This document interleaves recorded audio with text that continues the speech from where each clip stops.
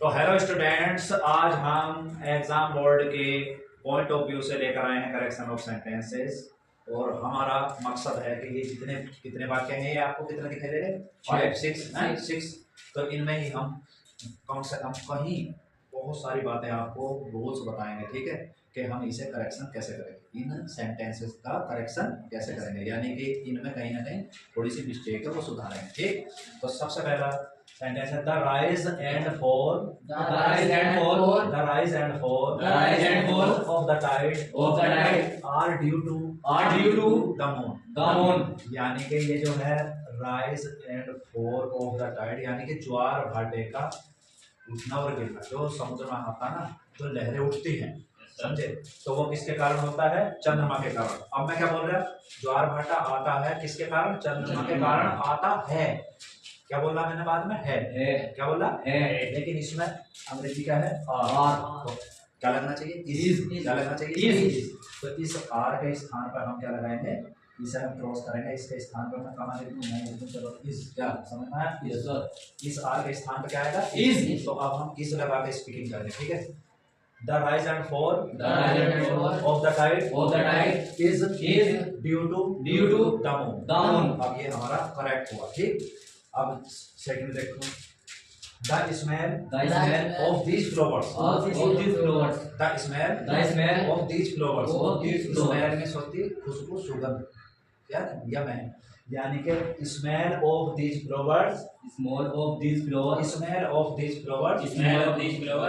कि इन फूलों की खुशबू आर वेरी स्वीट बहुत मीठी होती है। अब मैं हिंदी में क्या बोलना? मीठी होती है या अच्छी होती है। इसमें क्या लगा?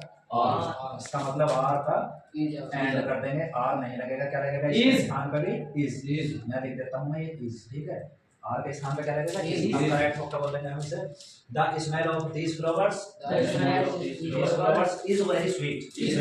क्योंकि मीठी क्या है? खुशबू एक है। यस सर, खुशबू एक है। क्योंकि ये फ्लावर्स तो अनेक दिखाई दे रहे हैं, लेकिन इनके हिसाब से नहीं लगी। ये हेल्पिंग वर्ब किसके हिसाब से लगी? स्माइल। हाँ, इसमें सुगंध के हिसाब से लगी कि सुगंध कितनी? एक, क्योंकि इसका प्लूरल नहीं बनता। वो यस सर, समझ गए। और हमें धोखा कहाँ लगेगा? फ्लावर्स में। ऐसा लगेगा जैसे फ्लावर्स बहुवचन है, आर आना चाहिए, लेकिन क्या है? इज। चलो नीचे 100 rupees are not a big sum these days इन दिनों 100 रुपए कोई बड़ी रकम नहीं है। नहीं है। क्या बोला मैंने? नहीं है बोला, लेकिन इसमें क्या आया था? आर। तो ऐसा लग रहा है जैसे रुपीज के हिसाब से आ रहा है, लेकिन नहीं, हम कह रहे हैं रकम कितनी है। चाहे 100 रुपए हो या 1 करोड़ रुपए, रकम एक ही होती। तो इसलिए आर हटेगा और क्या लगेगा? इज। तो इसे करेक्ट होकर बोलेंगे 100 rupees is not a big sum these days। यानी कि 100 रुपए इन दिनों कोई बड़ी रकम नहीं होती है। आया ना हिंदी में, तो इसलिए इसे लगा। अब इसे नीचे से neither he nor his father were injured in the accident। मतलब ना तो वह और ना ही उसके पापा इंजर्ड में घायल हुए।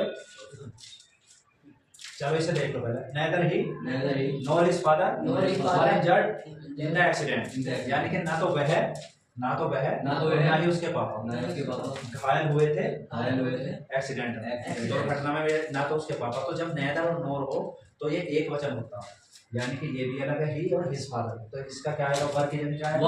was। क्या आएगा? was बोल लेंगे, इसे was ही बोल देंगे, ठीक है। तो अब इसे करेक्ट करके बोलेंगे neither he nor his father was injured in the accident।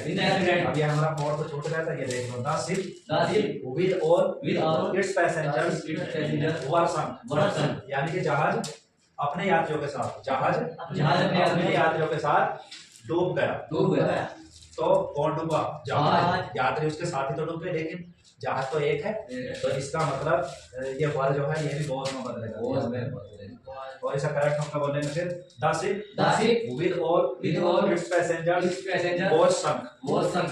ठीक, अब एक हो रहेगा 5 टाइम्स 5 आर 25। यह 5 बार 5 25 होता है। 25 होता है, हिंदी में होता है बोल रहा हूँ, तो इसका मतलब आर में इज लगेगा। तो ऐसा करेक्ट होकर स्पीकिंग करेंगे 5 टाइम्स 5 इज 25। 5 बार 5 25 होता है। तो इस तरह से आपको ये करेक्शन हमने बता दिया। कहीं आर आया था तो उधर इज लगा था, क्योंकि हम कर्ता के हिसाब से लगाते हैं। Thanks for watching.